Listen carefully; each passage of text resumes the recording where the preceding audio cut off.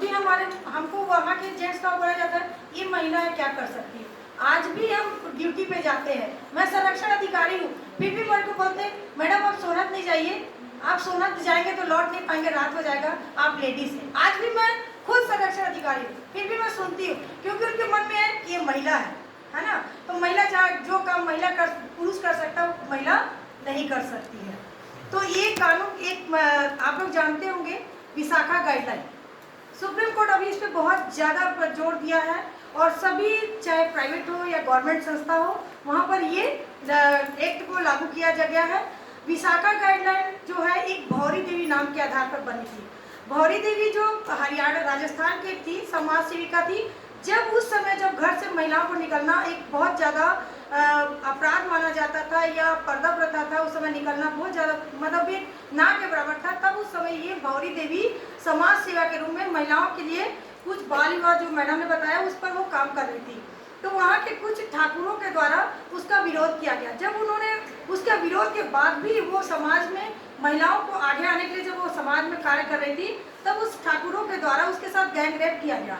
Gang rape के बाद उस पर उसका कोई सुनवाई नहीं है। वो बहुत जगह थाने गई, जगह जगह सुनवाई की गई, लेकिन उसका कुछ नहीं हुआ और उसके बाद उसका मर्डर भी कर दिया गया। जब उसके परिवार वाले इस पर बहुत ज़्यादा एक्शन लिया, कोई फर्क नहीं पड़ा, तब एक जनहित याचिका सुप्रीम कोर्ट में दायर किया गया, रिट दायर किया गया। तब सुप्रीम कोर्ट उस पर एक विशाखा गाइडलाइन गठित किया। जो विशाखा गाइडलाइन क्या है कि अब वो तो भाई वर्क प्लेस करने जा रही है, वो एक प्राइवेट संस्था है, वो एक एनजीओ, उस पर क्या किया जाए, कैसे किया जाए, तो विशाखा गाइडलाइन जारी किया। विशाखा गाइडलाइन के अनुसार 2 समिति बनाया सुप्रीम कोर्ट ने, एक आंतरिक शिकायत समिति और एक स्थानीय शिकायत समिति। आंतरिक शिकायत समिति में जो गठित मेंबर है और स्थानीय शिकायत समिति में जो गठित मेंबर है सेम रहेंगे। 6 मेंबर इसमें भी रहेंगे, 6 मेंबर, 4 मेंबर, 5 मेंबर इसमें भी रहेंगे।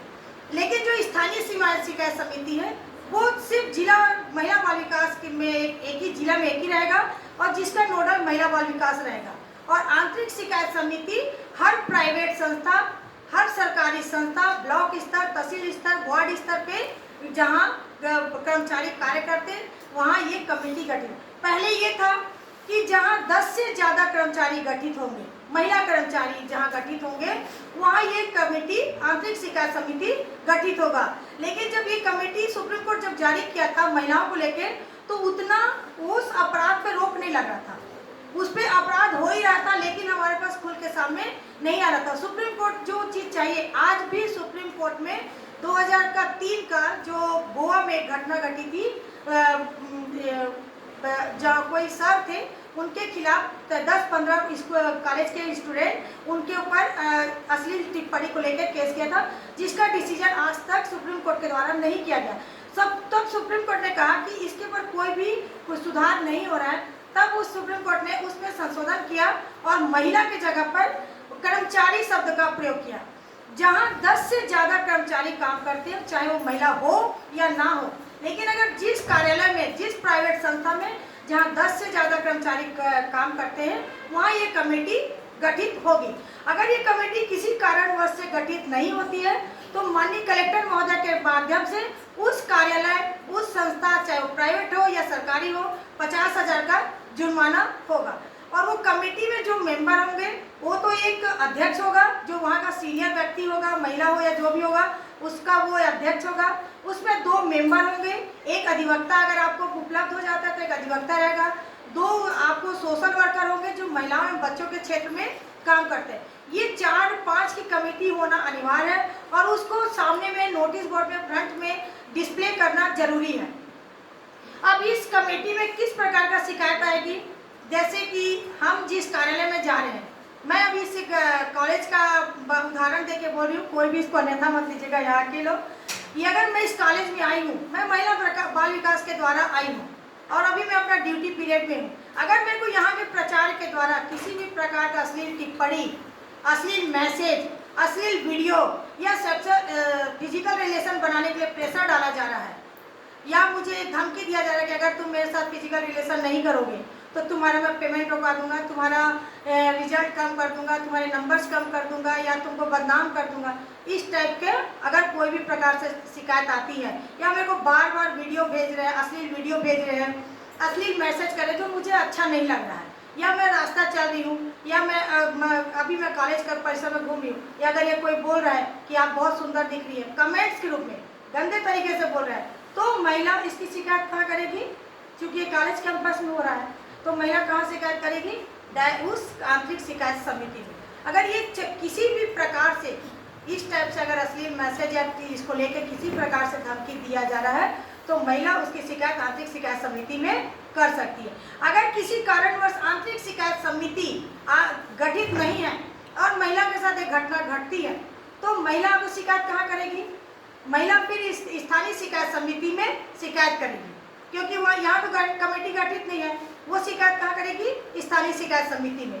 दूसरी बात, अगर महिला शिकायत कर रही है वो 4 मेंबर के बीच में, जो 4 की कमेटी है, 5 की कमेटी है, उस व्यक्ति 4-5 में से कोई एक व्यक्ति है जो महिला के साथ अश्लील टिप्पणी या मैसेज कर रहा है, उसके खिलाफ उस महिला के द्वारा शिकायत किया जा रहा है, और महिला को ये लगता है कि मैं जिसके खिलाफ शिकायत की वो तो कमेटी में मेंबर है, वो मेरे साथ न्याय होगा कि नहीं होगा, मेरे साथ निष्पक्ष जांच होगा कि नहीं होगा, तो महिला चाहे तो आवेदन दे सकती है कि जब तक मेरे शिकायत की जांच चलेगी तब तक उस व्यक्ति या तो कमेटी से हट जाए या मेरे केस को दूसरी आंतरिक शिकायत समिति में ट्रांसफर किया जाए। ये 2 कंडीशन। दूसरा, अगर इस प्रकार की घटना घटती है और जो शिकायत करता है उसका मृत्यु हो जाती है, तो महिला के जो रिलेटिव है, जो दोस्त है, उसके तरफ से ये शिकायत आंतरिक शिकायत समिति में उस शिकायत को गठित कर सकते हैं। अब सुप्रीम कोर्ट उसको क्या कर दिया? अब उसको एक नया रूप कर दिया, सी बॉक्स के नाम से लॉन्च किया है कि जब हम कोई भी शिकायत करते हैं, और ये जो भी शिकायत होगी वो गोपनीय रूप में रहेगी, गोपनीय जांच होगी, जहां जो कमेटी के मेंबर वो रहेंगे और उस विभाग का जो अधिकारी है वही उसमें रहेगा, बाकी वो उसके अंदर उस जांच की पीरियड में कोई नहीं रहेगा। अगर उसको किसी प्रकार से बाहर उस बात को लीक करते हैं तो उस पर जुर्माना का भी प्रावधान है। दूसरी बात, अब नया सुप्रीम कोर्ट जारी किया सी बॉक्स पोर्टल। सी बॉक्स में आप क्या ऑनलाइन जितने भी मेंबर हैं उसको आईसी मेंबर के तहत उसको ऑनलाइन एंट्री किया गया है। जैसे गर्ल्स कॉलेज में अभी जैसे आईसी जो आंतरिक शिकायत समिति के मेंबर है, अगर सुप्रीम कोर्ट अगर देखना चाहेगा कि गर्ल्स कॉलेज में आईसी जो आंतरिक इंटरनल कमेटी गठित है कि नहीं है, तो सुप्रीम कोर्ट उस गर्ल्स कॉलेज को क्लिक करके उसको देख सकता है कि कौन कौन मेंबर है। अब वो अगर आप जो ऑफलाइन शिकायत करते हैं तो सुप्रीम कोर्ट उसको सी बॉक्स के माध्यम से शिकायत आप दर्ज कर सकते हैं। आप अगर ऑफलाइन आप शिकायत नहीं कर सकते तो आप सी बॉक्स में जाके वो पोर्टल जब खोलेंगे तो उसमें एक कंप्लेंट का ऑप्शन आएगा, उसमें जाके आप शिकायत को दर्ज करा सकते हैं। वो शिकायत पूरी तरीके से गोपनीय रहेगा। आप जब सी बॉक्स पोर्टल खोलेंगे तो उसमें दिखेगा कि ये शिकायत आया है, लेकिन कौन किया है, क्या शिकायत है और किसके खिलाफ शिकायत है वो आपको नहीं दिखेगा। वो जब तक जिसने शिकायत किया है जब तक वो नहीं खोलेगा वो शिकायत आपको ओपन नहीं होगा। बस आपको दिखेगा कि कंप्लेंट आया है, क्या कंप्लेंट है ये सब नहीं आएगा। इसलिए जितने भी ऑनलाइन भी जुड़े, ये सी बॉक्स से जो सेक्सुअल हरासमेंट जो कमेटी है वो हर महीने की बैठक लेना अनिवार्य है, और प्रकरणों का अगर प्रकरण आता है तो आप महीने में कितनों भी बैठक ले सकते हैं, लेकिन हर महीना इसका बैठक लेना अनिवार्य है और इसके प्रति हर समय प्रचार प्रसार करना जरूरी है। ये क्या है वर्क प्लेस में, क्योंकि हम जब काम करने जाते हैं और हमारे साथ जब घटना घटती है तो इसके लिए सुप्रीम कोर्ट बहुत ज़्यादा, क्योंकि महिलाएं को कब तक घर के अंदर रखेंगे, भाई काम करने तो जाएंगी, जब वहाँ सुरक्षित नहीं है तो कहाँ जाएंगे। इसलिए ये कानून नया बना है, महिलाओं का कार्यस्थल पर लैंगिक उत्पीड़न अधिनियम 2013 जो पॉस एक्ट के नाम से जाना जाता है। दूसरा है घरेलू हिंसा। घरेलू हिंसा पति से संबंधित घरेलू हिंसा क्यों बनाना पड़ा? पहले भी महिलाओं के तो कानून थे, लेकिन घरेलू हिंसा स्पेशली महिलाओं के लिए क्यों बनाना पड़ा? क्योंकि महिलाओं के साथ जो आप लोग अभी बोल रहे थे ना समानता आ गया है, आप लोगों को कहाँ तक दिखता है कि महिलाओं के साथ समानता आया है? महिलाओं